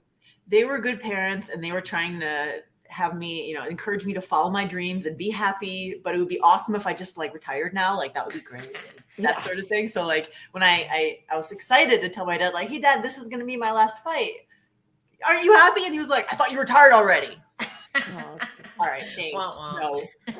But then once I explained it, he was like, "Okay, well, kick her butt, womp her, do your best. Yeah, like you're Modafferi, be tough." Then he like switched gears and tried to like encourage me. Aww, that's nice. sweet. It's good when they're supportive, even though they're reluctant about what you're doing. That's how you know the love is strong. They're like, I hate that she does it, but it makes her happy, so I'll suck it up. Pretty much, yeah. Well, as the only mom here out of the three of us, I will say that, yeah, like I could imagine if my daughter ever wanted to fight, I would be like, but really, baby girl, really? But like, go kick her butt. But I don't really want you to do that. But if you're gonna do it, I mean, yeah, I'm there for you. But if you, but yeah, you sure you want to go do that? If we have kids, I hope that he or she just does jujitsu and like doesn't want to. Yeah, get hit in the head. Right. So what do you make though of the matchup? Because sometimes we see fighters who are going out, like, for example, the perfect example is Cowboy versus Joe Lozon, right? Where you get somebody where you're like, it's probably our last fight, and like, we're kind of age appropriate. And so I totally forgot Joe was still fighting. Like, I was like, well, right. Because we all kind of thought Joe kind of retired-ish as well. So, but we were talking about this fight at work yesterday. We were like, yeah, that's where you're like, you got the age appropriate person. It's the right kind of thing. Yeah. And so there is a part of us, looking at you going, okay, it's Roxy's bye-bye fight. And we're like, and then they gave her Casey O'Neill. We're like, oh, like, because they didn't give you an easy fight on your way out. Right. So what did you think when you got that offer? I mean, I say yes to everybody. Like, I don't even think about it. I'm just like, a fight, cool. I probably like, I'm old school. Like, it's hard to get fights. Yeah. So anytime someone's like, oh yeah, really, where? So Yeah. happy to be fighting anybody. And frankly, I'm excited because she has like, I feel like we might have a similar style where we kind of like march forward and try to hit them and grab them and like, jujitsu them. Yeah. I like it. Yeah. Just put them out. So, I mean, it'll be a good fight. I'll get a tough. Everyone in the UFC is tough. So Right. whoever, like, I'm excited. I love that Nice. mentality. And that's how I go into fights too. When people are like, oh, UFC must not like you. I'm like, fuck you. You must not believe in me if that's what you think, like Right. I'm always game to take on any opponent. I've always loved that about you. And another thing that I've always loved about you is the fact that you've pretty much been able to turn your career around. When I first got into like watching fights just as a fan, people would always celebrate the people who are undefeated or only lost once or only lost, a title. And then I saw someone like you who started flourishing and you had this record that wasn't the best. I have one of those records too. And it's not the best on paper, but with your recent resume of fights, you can see, oh, this woman knows what she's doing. She's a top contender. She's always getting better. And I've always loved the way that you were able to not let that number get to you and always just make yourself a better fighter going forward. Like the way your striking has improved, for one, between tough and now, I think it's just a huge thing to celebrate. Like, it's really cool to just see you become a complete fighter. And that's why I get sad then when you say that you're retiring, because my boyfriend likes to say, we don't get paid to win. We get bonuses to win, but we get paid to fight. Yeah. So, they say warriors don't always win, but they always fight. So I really like that. That was kind of inspiring. It's one thing he said that inspired me. Oh, that is inspiring. I love it's that. True. I'm gonna hold on to that. Well, it's true. And it's funny because we often use you as the definition of hard work pays off too. I mean, like, honestly, at work, I always refer to you. I'm like, hey, look you can see. It's exactly what Angie was just saying.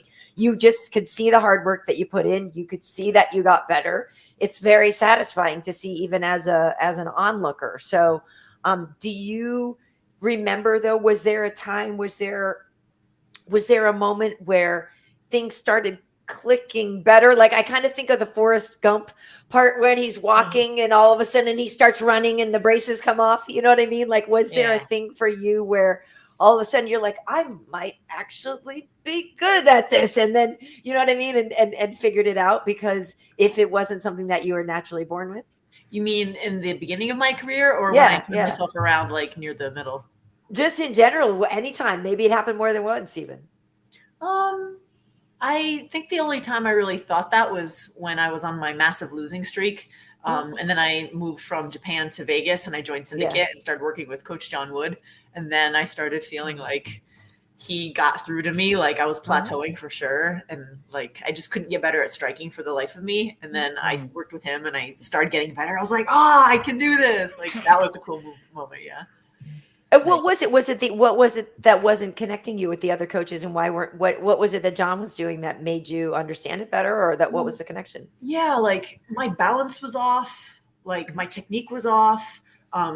Like, I remember like the other coaches were just having me throw combos, and like, I didn't really understand what I was doing. I just like threw at people, and like John was like, all right, you're going to step and punch like this, and then you're going to swing your body around. So like, he was able to like teach me how to move my body, and then how to like not reach, and like how to align myself.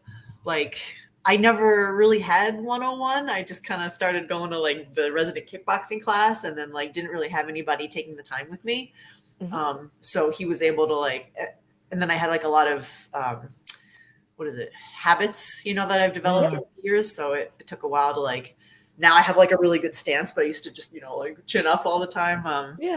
But no, it was just his way of communicating was really good for me. Okay. Nice. And you know what? I'm amazed at how many people will get to that level of being a professional fighter, a ton of fights, and never have experienced having a good coach. And at least in certain fields, like, I feel like I've never really experienced having a great grappling coach until recently, and it's like you see the Dude, same wrestling. thing with striking. I Yeah, feel like I've wrestling never is really had a great wrestling impossible. coach until It's like impossible. this year. Like a new Yeah. guy came in the gym, and I'm like, how did I not learn this? Like I could have used this like a decade ago. Thanks. Yeah, yeah. Wait. Well, almost, not quite. Well, it's so But mind yeah, blowing like, though. It's so mind blowing the fact that like once you tap into that or find someone who you just vibe with and who's able to communicate the techniques that they're able to do so well, then it's just like, damn, like if I had only had you in my life a lot sooner. And I kind of lucked out. I always had that as a striking coach. My first striking coach was really good. But going forward, I never really settled on a grappling coach. And when you talk about John Wood, I'm like, damn, that's awesome that she finally settled on someone who could get her, who could talk to her and work her through those things that feel kind of simple to someone like me. Like it feels basic, but you don't understand the little details that you have to explain to people in order for it to feel natural. So like striking doesn't come naturally to me at all, but jujitsu like is totally natural. Like I understand balance points and like things like that, but when it comes to striking, I'm still like not as good as I would have liked to be, but I don't have to worry about it pretty soon. Exactly. Yeah. So, when you do take stock of everything that you've done and your accomplishments, what do you, when you think of what you're most proud of, is there a fight that you're most proud of, or even just sort of, making it on Tough and getting back in the UFC? Like what are the things that when you walk away, you're going to think, I'm most proud of those achievements? I might even need a little more hindsight to give you an answer. I just know that right now I'm still disappointed in myself for some losses that I took. Like, man, I could beat that person. I just didn't, like something happened, like it was close, but I just made a mistake, or like they were better that day. Like those sorts of things, I'm still like, it hurts me still. But to look at what I'm proud of, I'm really proud of my fight with Nico Montano for the title. Like that was a good fight. And and also like, I had fought overcoming an injury before a recent fight. And I felt great during the fight, but like it was like a serious injury that I overcame. Too bad I lost that fight. But I don't know. I think just like getting stronger and doing things athletes do, not really being a natural athlete, like I'm kind of hanging in there by the seat of my pants, not really naturally strong and all that, but just working hard and being a martial artist and trying my best. I mean, you look pretty strong right now. You've been looking jacked the last couple of years, so I won't say all that. But maybe I don't give myself enough credit either. Probably not. You should give yourself more credit. Okay. I don't do it to myself. I can preach that all day. I don't do it to myself at all. Yeah, but I can preach that. I've become stronger, so I guess I should say that I'm proud of how much I've grown. Yeah, there you go. Good job. Thank you. Job. I know that was hard for you. Praise, yay. What are we gonna see? Any cosplay for this fight? Heck yeah. Yeah. Oh, any clues, or are you gonna keep it a secret until do you know My Hero Academia? Yes. Okay. So Roxy, I gotta tell you, my daughter is way into, so like, we're like, okay, is Dark Academia like your vibe and your theme and all this, right? But so my daughter is really, really into like Skate the Infinity. She loves Death Note and stuff like this. But yes, I know My Hero Academia. Nice. She's into Danganronpa. I don't even know that one. Oh yeah, no. So Roxy, you're a girl. It's funny because I actually have pointed you out to her, and I'm like, no. When do you got to meet Roxy? Because like she lives in Japan. Because my daughter really wants to go to Japan. She's way into manga and anime and like all this stuff. So I've shown her your both of you for your cosplays and stuff like that. But like, no, my daughter's already like way hip to what you're doing, Roxy. So yeah. Thank you. Yeah. By the way, Angela, my boyfriend is really impressed with your Dallism. Yeah. He was like, she's got the dance down perfectly. You practiced it. Yeah. That's awesome. Tell him I said thanks. Of course. So you're doing a My Hero Academia thing? Have you watched My Hero Academia? You're with her? I've seen it a couple times. Yes. Not as I haven't watched it as much. Who is the main hero who ends up retiring? Okay. Oh, you're doing I know. Now my brain is confusing. Yeah. Are you doing All Might or? Oh snap! That's awesome. Cool. I gotta practice before I leave, but yeah, cool. Nice. So are you gonna be? You're gonna be jacked All Might though, right? I couldn't find the hair. Oh, So I'm going to be the other one. oh, that's Okay. so funny. That's Yeah. really funny. I mean, It's a cool scene. fitting. Like, you have to see this. There's a specific scene I'm going to try to recreate on the Okay. stage. Okay. I'm going to Oh, try. I got to wow. practice it. So do you have someone coming in as like Deku, like your cornerman or something? Are they going to let us? Because I know with the COVID weigh-ins and stuff, like, they don't let anyone except the fighter on the stage. They used to let the coach on the stage. I don't But think you're they at the will. Houston, they don't you're give in a Houston fuck, though. though. I was just gonna say you're not at the Yeah. Apex. You can probably do whatever you want. Houston, they don't give a fuck. Like Houston, Yeah? I think you're fine, I probably. think I fought. Oh in man, if Houston, anyone and would they have walked cosplayed on with me, it'd be my boyfriend. But I don't have anything Yeah. prepared for him, so no. Oh, get that shit! You got time. You got time, man. Do it. That's so awesome. Well, if I love anyone it. doesn't know, but if they know me for my cosplay, Yeah. Roxanne inspired me to do my first cosplays in Invicta. She was like, cool. "You're one of the pioneers with that." I feel like I didn't see anyone Yeah. do that. Like, I was cosplay wondering for if I weigh-ins. inspired you because I did it first and then you Yeah. started doing it. Yeah, You were no, the you did. originator, I think. Yeah, you were the original. You were the OG cosplayer, and I think what really inspired me was people talking shit about it and saying, "Oh, it looks like budget cosplay," and I was like, "I like budget cosplay." I might get in on this. This is my Yeah. speed. So like, yeah, it's awesome that you kind of led the pack and got Yep. everyone dressing up for Invicta weigh-ins, and people would always tune into Invicta weigh-ins because of that, because they knew girls are gonna do something wild. Like they're either gonna be dressed up in their little sexy lingerie, or they're gonna be doing something crazy and throwing foam swords at each other. So that was like, that's what you expect. There was a card that had 4 on it. I just came up. It was like me, and then Jinyu Fry was Chun-Li.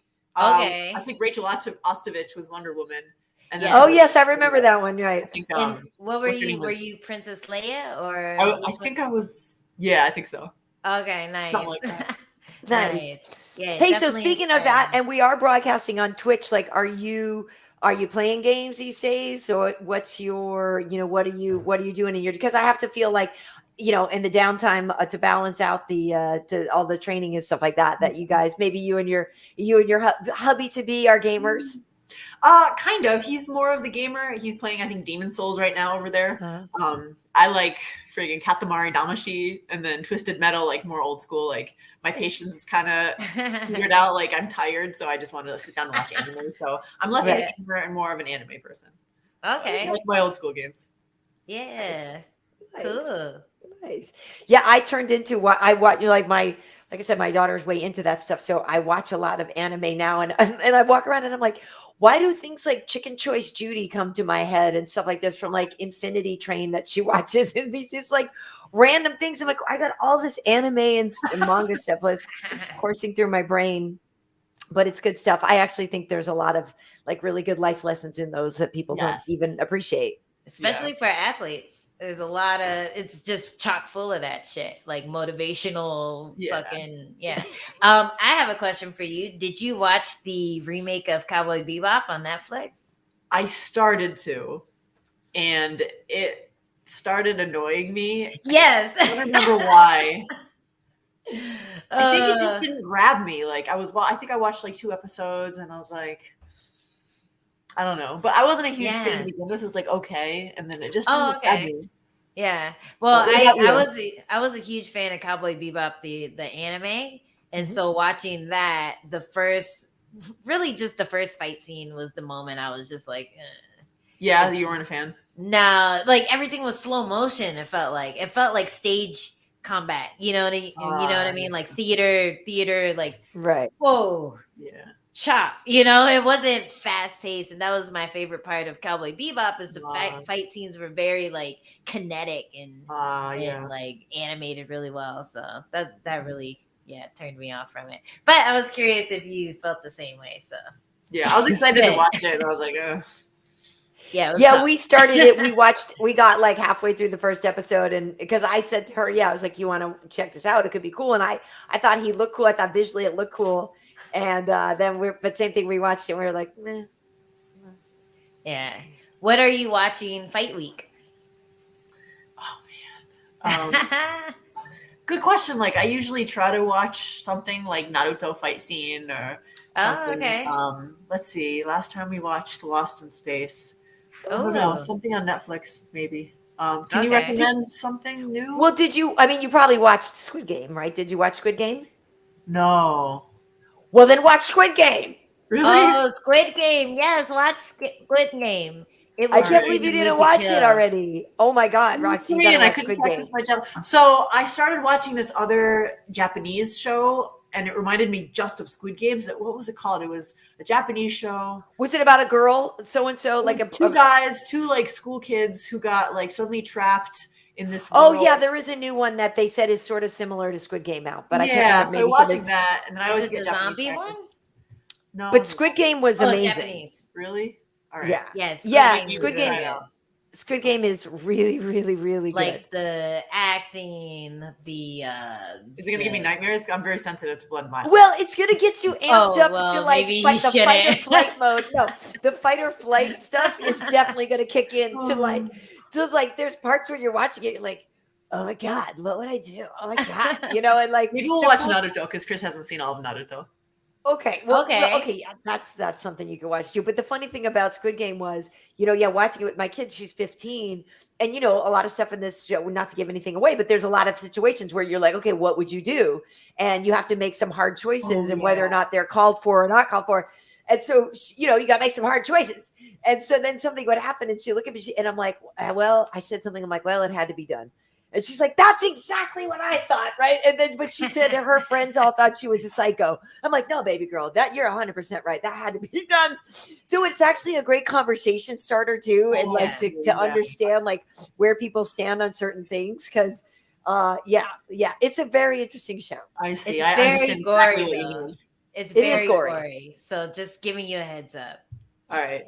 Okay. But one thing that I watched a few fight camps ago that you might be into was Food Wars, which is an anime. Have you ever seen that one? Oh, I've heard of it. I haven't watched it though. Is it good? Haven't seen it. So if you're cutting weight, you're watching Food Wars, you are salivating because the food, Why would you torture yourself? the food looks so good. I don't know if you guys know about anime food, like how good it looks better than regular food. Like it looks It better is. than cooking shows. Japanese food is freaking awesome. Fuck, like if I could reach into my TV screen and grab that anime food out and eat it, I would. Hold on just a second. Don't move. I'm going to show you something. Hang on. Oh my gosh. Okay, so I'm I just excited. think it's crazy that in general, when you're cutting weight, you want to watch anything that has to do with food. I Like that love to me it. seems like that would be a real pain. Like You're just like, you're inviting the pain. yeah, but like you can chew a piece of gum and then watch the food thing and imagine you're eating the food. No, even Okay. though I wouldn't you're want to just see eating anything gum. food based. Okay. Housewarming okay. gift I got a while ago from a friend. Oh my gosh. Oh my Yes. gosh. Let's We see. need it's to make that Japanese food, ramen but, like, right now. Oh my It god. shows that's you, so you know, good. what Americans or foreigners see Japanese people eating, right? And they're like, Uh-huh. oh, I want that aspara bacon. And, they only see it in anime. So now I have Nice. It's so That's beautiful awesome. though. Hey, so do you need do you that. still speak, you're fluent in Japanese? Omurice is so funny. It's like an omelet with rice inside. It's like Yeah. they love it. But it's Yeah, just, that shit's it's funny. good. Yeah. It's really good. Yeah, I can- love man, that. I'm rusty though. Like I posted on Twitter, this is my last fight for my blog title, and I wrote this is last week's fight, and I was like, oh my god, and then someone corrected me, like, you mean like next week, like Senshu, Raishu. I got the words mixed up. I was Oh, like, no. embarrassed. Oh, that's like day one Japanese. But like the fact that you wrote it, they should just shut up. and Yeah. enjoy it. They know what you meant. They know what you Yeah. meant. I edited it. It was much appreciated. But I can sort of speak now. I'm okay. Yeah. That's Hang cool. in Well, you're all in if you've got books and stuff like that. Like you're all in. It's not like you're a tourist. True. Do you, when you watch anime, do you watch it with subtitles or no? Oh, 100%. Oh, It's always sub, sub, not dub. Come on. Well, no, I mean, like, do you watch subtitles because you want to hear the Japanese, or do you not watch it because you know what the Japanese means? Depending on the show, like if it's a mecha show with complicated sciencey words, I don't always Yeah. know them, and then I'll miss like an important point. But I just I like to listen to the language, to hear it, and I understand it better. And then, but I do need the subtitles just in case. Like, I remember I was in Japan once, and there was a new episode of Naruto out, and I was like, should I watch it? Like, there's no subtitles. And I was like, of course I'm going to watch it. And I watched it, and I could understand like 70% of it. I was getting it. I was so excited. And then the main character was like, and then I knew blah, blah, blah, blah, blah. Oh no! Right. Like, that was so important. And then like it was like a moment of like, oh, and like I didn't know what it was. So like, ever since that moment, like all right, if it's important to me, I'm gonna freaking read the subtitles. Read the subtitles. So are you? I would imagine that. Are you an Adesanya fan? We're speaking of your fight card, obviously, and he's at the top of your card. Dude, I gotta feel like you might be the one, like one of those that's like, hey, Adesanya, like your kindred soul here. Yes, we were in the same locker room like 2 times before he became champion. It was like his debut fight in UFC. We were in the same corner, and we like said, hi, yeah, I know you. You like anime, yeah, like we connected. And then one time I watched my fight, and he came over and like put his arm around me. He was like, it's okay, and he was super nice. Yeah, so I really hope that I can run into him. That reminds me, I'm gonna like try to bring like a Naruto headband to like see if he'll pose with me. Like, do it. I bet he will. He will. He totally will. He loves the weebs. He's we got to stick together. People have been making fun of us all our lives, so yeah. Amen to that. Yeah, so we gotta stick together. But yeah, he's super nice. He's one of the nicest people I've met who don't have to be nice. You know what I mean? So so that's awesome. Get that photo. He will not say no. Awesome. Is there anything that you? Oh, go ahead, Ange. No, go ahead. No, I was just gonna say, like, as we do sort of say goodbye to the fight career. Is there anything though that you wish? Obviously, some people wish they got to do this or that, and you did fight for the title against Nico and stuff like. But was there, you didn't? I wish I got to fight in Rio, or like I wish I got to. Was there like one thing that you got to Brazil? Actually, I always thought that maybe I'd get to go to Brazil. Now that you mention it. Sorry. Thanks a lot, Karyn. Yeah, I was like, I'm not going to pay to go to Brazil because I'll probably fight there. And exactly. You'll get drawn into a fight. Who knows? But I mean, do you feel like you could walk away going, hey, you know what I mean? I did pretty much all the things I wanted to do or try or see. I think so. I still want to get a knockout in my career. I don't have a knockout yet. And I wish I could have won a couple fights that I lost. But other than that, like, it's been good. Like, I really can't complain. I got to fight for major titles in the world. I fought for the Strikeforce title, the Invicta title, and the UFC title. I didn't win any of them, but I got to fight for it, so whatever. That's more than most. Yeah. More than most. Well, you know what? One of my goals before retiring is to fight in Japan, and you were able to do that to death. So that's really awesome. I hope one day I'm able to do like a real cool walkout in Japan and feel the crowd and stuff. Like how did that feel compared to fighting in America, still with the crowd, but is there a difference, do you think? When I fought in Japan, it wasn't in like the bigger promotion because females were put on like the lower level cards. So I didn't get like a huge atmospheric feel, but in the small venue that I was in, it was very kind of how it appears on TV, like very respectful and cool. That's awesome. Yeah, that's awesome. I haven't been to Japan yet. I really want to go. I really want to go. So hopefully it happens. And hopefully I'll go and I'll work when you're fighting over there. Yeah, that'd be fun. I mean, we could go for fun too, wait for them to, I don't know how crazy they are right now with the travel restrictions, but eventually I'll go over there. A week before you can leave the hotel or whatever. So I'm kind of hoping that eventually they'll get rid of that, and then for sure I'm going to go like immediately. Yes, same. Yeah, my daughter has a school trip planned, but they're, for like next year or whatever. Oh, okay. But she's already so excited about it because she's so into it. And I was like, I wanted to take you to Japan. Like, I'm actually jealous of the school trip thing. And so I was like, I want to take you. Dang. Yeah, I could chaperone maybe. Yeah. Are you going to like sneak on the plane? Did she tell you you can't go? No, I won't. I'm not like that. I'm not a hover. I'm not a smother. I'm just a good mother. I'm not a smother. But no, I'm just jealous because I know she wants to go so badly. And we always, whenever we go, like I took her on a trip to Seattle, we go over to wherever there is a little Japan or whatever town where we can go and find the store that has all the anime stuff and all the manga and all of this and all that. And the thing is, because she's also an artist and she draws it as well. So the cool thing is that she is probably going to be an artist, like when she grows up type thing. And so I'm all in on encouraging this because she draws it too. And so she can mimic some of the things that she sees, some of these characters, she draws them really well herself, but she's also come up with some of her own original characters. So yeah, I want to take her to Japan to just immerse her in that because she already has a natural talent for it. It's pretty nice. Cool. Yeah, Japan's fun. That's why I went. I went for anime, or not for anime, but for animation, and just to like be immersed in like a culture that's really into animation. But how did you first end up in Japan? Was it just for fighting? I watched anime in high school and middle school, and I loved it. And I decided that I wanted to be fluent in Japanese and like be a translator when I grew up. So I studied it in college, and then I tried to get a job in Japan to like increase my fluency. So that's kind of like, I was inspired by anime to learn Japanese to try to pursue that career. That's so fun. I feel like that's a lot of people's like journey to Japan. A lot of people take into anime and they're like, I like this language. Let me see what it's like in real life. And then they end up there. But when you started MMA, was it out there in Japan, or did you start doing jiu-jitsu or something out here and then kind of kept that going? I started training in America, and then when I went to Japan, I felt like I was getting close enough to be able to put it together and debut as a pro, which by today's standards, absolutely not. But back then, yes. So I went. Yeah, for sure. I went to my first dojo as like a 20-year-old, like, hey, I'm from America. I want to fight someday. They're like, okay, how about next month? And I was like, what? Oh, no. So they threw me in there, and, I took a couple punches. I was like, I took her down on an arm barter. So that was nice. That's awesome. So, yeah, I started in America and then just debuted in Japan when I went over there for college.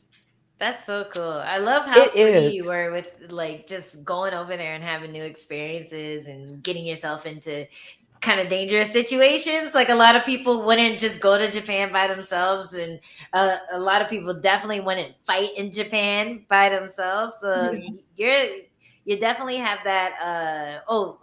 One person said you have that true samurai spirit, and I totally agree. Thank you. You've always said that, or you've always had that to me. For sure. And that's Queen Boudica Radiant. She said, Roxy has true samurai spirit. I love her. Wishing you luck in your very last fight and a beautiful retirement with your new partner. Congratulations, girl. So I love it when people say things that are really sweet. I'm like, let me just tell her real quick. I know. It's so true. It's so true. It's so true.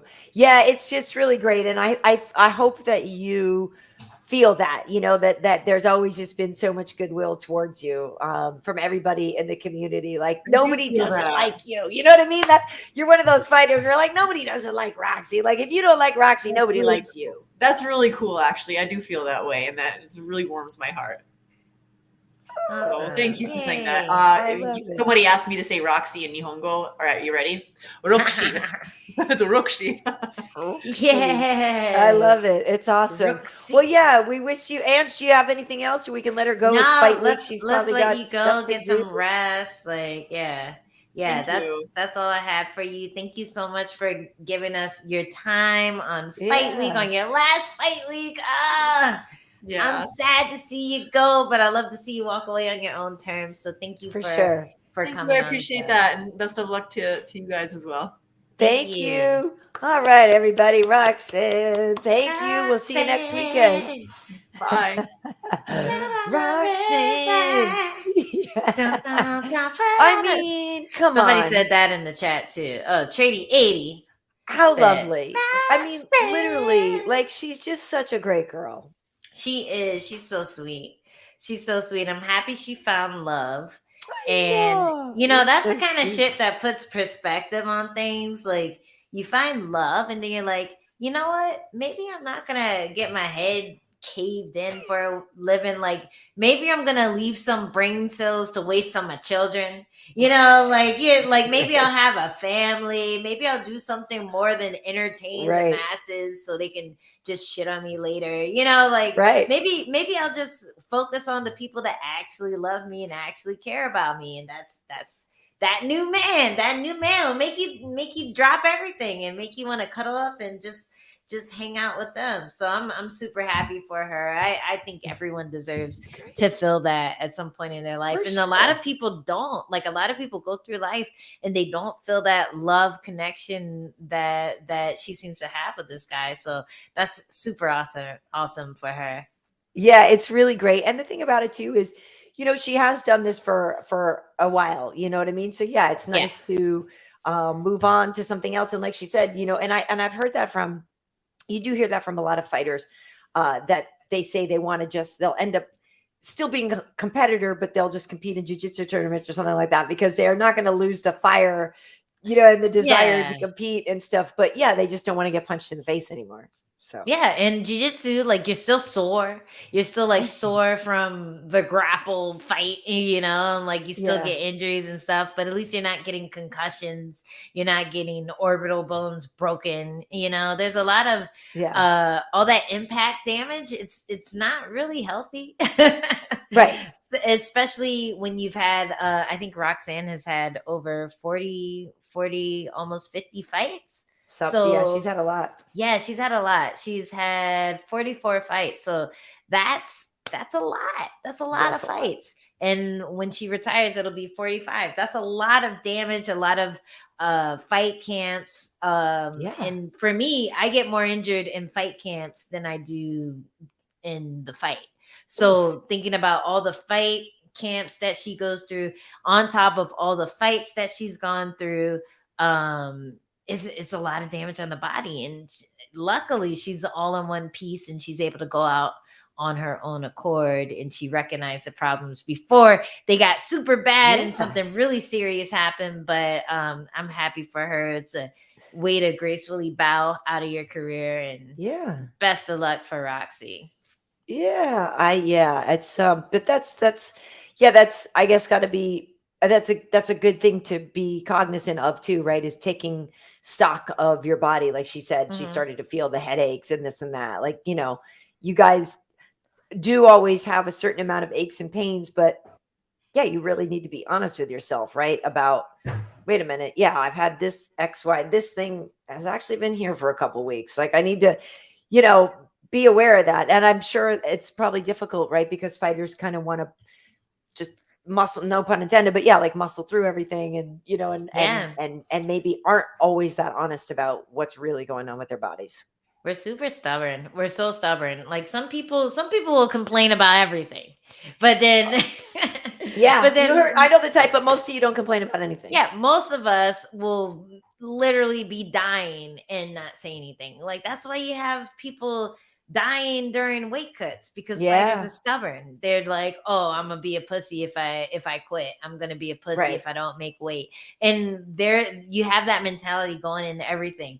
I go into a training day, if something hurts, I'm gonna say to myself, I'm gonna be a pussy if I don't still do the drill, even though the drill hurts my knee. You know what I mean? Right. So there's a lot of stuff that you just kind of grit through when you probably shouldn't. And I think a lot of professional athletes in other sports know when to sit down and not work and not aggravate their injuries. And MMA, we're still learning how to do that. So whenever someone retires because their body is telling them they need to retire, I'm always really kind of weirdly proud of them, because I don't know if I could do it myself. And at the same time, seeing them do it gives me confidence that, okay, if it gets bad, I'll be able to sit back and stop ruining my body. Like poor Michael Bisping, he has one eye. He's an eye and a half, And I mean, I'm sure there's days where he wished he had two eyes. He had two eyes. Yeah. No, he gave his eye for his, literally gave his eye for entertainment and to take care of his family and this and that. But it's like the dude, literally sacrificed his body. It's So just, it's wild. It's really wild. It's insane. And anytime I go out there and I come back and I have something that lingers, like something even small, like just a flash in my vision when I look to the side, Yeah. like if I look over here and I'll see a flash, I'm like, fuck, that fucking fingernail in my eyeball is gonna Yeah. like, be there all my life. Or like if I get punched in the tooth and then my tooth is a little loose, Right. your teeth never heal, like that. It's gonna Yeah, be you a little won't grow loose. back. It's gonna be a little loose until it falls out, and then maybe I could get a nice tight gold one. Who knows? But but you're literally like, this is the only body you have, and a lot Yeah. of things are irreplaceable. So I'm happy when people realize that, okay, this is, my brain is irreplaceable. Let me chill out and do something that's not gonna cause me that much damage or grief when I'm Totally. older. Yeah. Totally. Well, and I know we've been yapping for a while here, but I am curious before we go though. Yeah, like the what your take is. I mean, I know we both see. Here's I can't even get the sentence out. Say it, Karyn. We both love us some Israel Adesanya. Oh, but I loved Whitaker first. You know what I mean? It's Oh. like, it's one of those things where it's like, because I was explaining this at work. I met Robert Whitaker because I did the Ultimate Fighter finale. I worked that show where he was fighting the Ultimate Fighter. So I was in Australia and met him on that show before he won it. And he was such a classy guy. And I always say this, but like, he was so professional back then. And he was only, like 24 years old or something at the time. He had such a great mindset. He was so polite. He was hot. He was, you know what I mean? Whatever. Is it just the fine part, or is it? I don't know. It's a full package. Yeah. Full package. So I've been a fan ever since. You know what I mean? Just ever since. And so to me, to watch him, to see all the things that he achieved and everything, and I was like, yeah, I'm not surprised. Like, that's the dude I met that I totally believed was going to achieve all these things. Because, like, yep. And then along comes Israel, and you're like, yeah, like, he's cool. How great is this dude? Yeah, I know. And so, like, to me, may the best man win. I can't, look at. So if Whitaker wins, we'll get a trilogy. If not, Israel is the guy. I could see a few different things happening. I don't know. I don't know either, but I think Adesanya is gonna pull it off. I think I don't know, whenever someone gets a win over you and then there's the rematch, I feel like you have a bit of an advantage going in when it just comes to the mind game. The mind game is already in set. So if you do win that rematch, you're gonna have to pick up a lot of slack in the technical department to make up for the mind game advantage they're gonna have just by having that win over you. So that's my theory whenever you have a rematch, especially when the guy knocked you out. If I'm going to rematch this person that already knocked me out, I'm already going to have PTSD a little bit from getting knocked out, and I don't want that to happen again, so going into this new fight, yeah, you're both different athletes. Maybe you worked on some tricks that you thought would have worked the first time around, but you still have that lingering memory of getting knocked out. It could slow you down. It could like make you more cautious. It can make you not take as many risks. And I think Adesanya on the other side, he's going to be having all this cocky energy, just like fucking confidence going in there, knowing that he already knocked this guy out. He just has to do it again. There's going to be nerves on his end, but I think they're going to be a lot more on Whitaker's side, because if he loses, there's very little chance of another fight. The person who won, if they lose, womp womp, okay, we're going to fight again. We need a tiebreaker. So being up one always gives you that advantage going into a rematch, I feel like. I agree. And I agree with everything that you said. I do think that, yeah, there's a great mental advantage of having won the first fight. The only thing I will say, I'll play devil's advocate in that, is if you really believe, and I do believe, because when when we saw him on Fight Island, I do believe him. The conversation we had with Whitaker about when he talked about how burnt out he was and how that he wasn't himself. So I will say this: everything that you said, I 100% agree with you. That you do have the mental edge of having won the first fight and all these things. The only thing I will say, sort of contradict that would be that, yeah, what if Robert really wasn't his best, and going into that fight, even if I say, okay, Angie, you beat me the other day and I know it, you beat me, but I actually know I actually really was only 70% or 60% or something like that, like, or 30%. Yeah. Oh, like, so there'd be a part of me that'd be like, no, you're right, you won, but I wasn't really me. And so I do wonder how much Robert wasn't there that first time that's going to be there again this Saturday, because I think that's the thing that we don't really know, is because when you look at how Robert's been fighting since the last couple fights, you're like, oh snap, like the animal is back, Yeah. So I don't know. I don't know. I mean, I love them both so much. I'm just like, I want them to both be happy too. So unfortunately, I know. That's not I gonna love happen. them both so much. They're so Unfortunately, good. that's not going to happen. See, that's why you need bad guys, because you need someone to. You're not right. hurt They're you. both two good guys. When they're they're both good guys. both two good guys, then you're just like, fuck. But apparently, according to Adesanya, Whitaker is a bad guy. Right. He says that we're all believing the fake, that he's not really Mr. Nice Guy, that he is. So you've been had, Karyn. You've been had. Never mind. I'm just gonna leave that sentence. I'm gonna leave that sentence alone. I'm gonna leave it alone. But yeah, so some people, Omega was saying that Bobby Knuckles has no chance. I mean, here's the thing.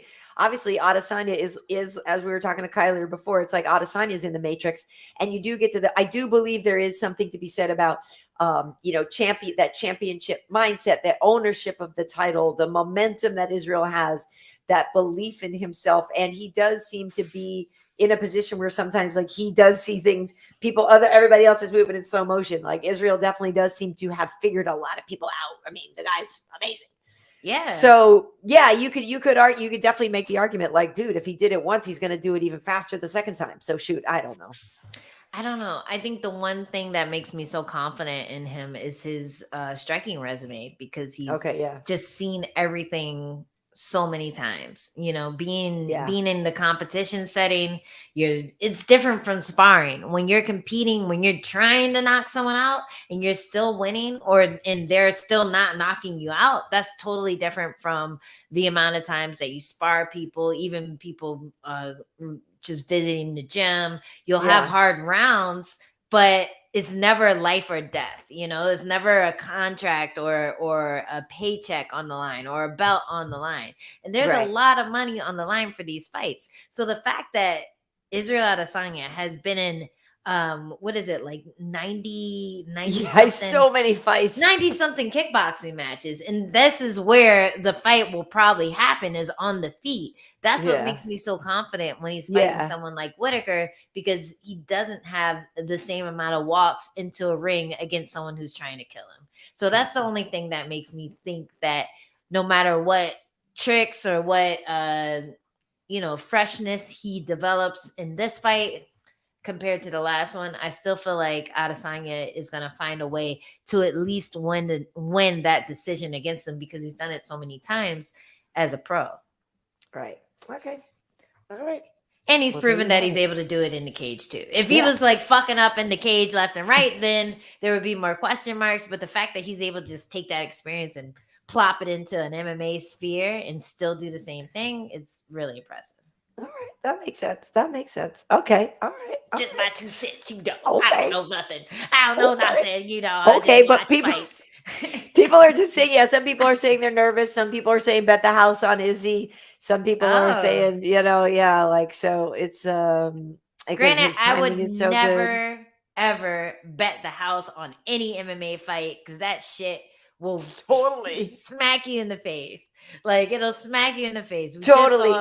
There are no locks. Even when you think it's a lock, it's not a lock. It's not a lock. It's never a lock. It's like my Twitch people like this. It's like when you're playing XCOM and it's like 99% chance of headshot, and then you fire the shot and it misses. You're like, The game is rigged. It's rigged, but that's what happens when you bet the house. So never bet the house. Just Never bet the house. Just be mad about not betting the house after what you thought would happen. What happened? Nice.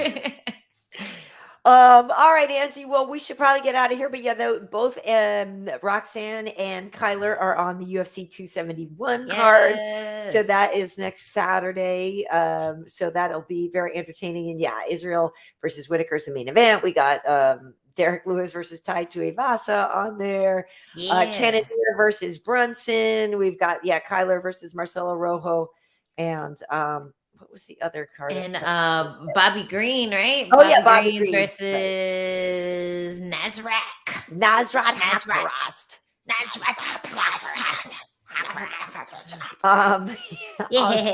Awesome.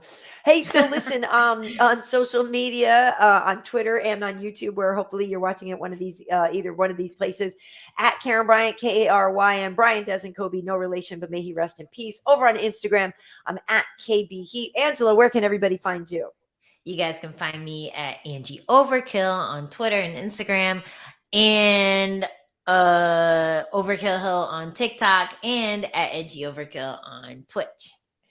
And on Sirius. And on Sirius. And you can find Karyn on Tuesday Night Festivities, where she's just getting sloshed with the homies, and a lot of like really high level fighters, like famous fighters, come through and just talk shit. It's really a cool show. Like, I really wish I didn't have my Wednesday 6 a.m. wrestling, so I could just, I know, because you really need to be on the after party with us. Like, you need to kick it. Yeah, we have Tuesday Night Festivities and the after party. I'm not exactly sure who we have on this week. I have an invite out. I just got to see if he can do it. But yeah, Tuesday Night Festivities, that is a lot of fun with Hanato. And yeah, we've had a lot of great guests. Last week it was Rashad. Before that was Chris Weidman and stuff. So yeah, we have a good time over there. Nice. And you can find that on my YouTube and on my Instagram. But yeah, so for the Twitch folks, and if they're just seeing this, I don't remember it, but like all these will stay on your Twitch channel, right? So like old shows will still be there. Yeah, so you can see from like episode 46 on. You can see on my Twitch. If you want to see the previous episodes, go to Karyn's YouTube. It's YouTube/Karyn Bryant. With a Y, not Karyn with an E-N, because you know what those girls do. She's Karyn with a little sass. Totally. But yeah, thank you guys so much for tuning in. And this is also available on Spotify, Apple Podcasts, and iHeartRadio. So if you prefer a download, you can also check us out that way. But we really appreciate you being here. Yeah, thanks, guys. See you next week. And comment who you want to see next time. Yeah. What happened was. Take it easy, everybody.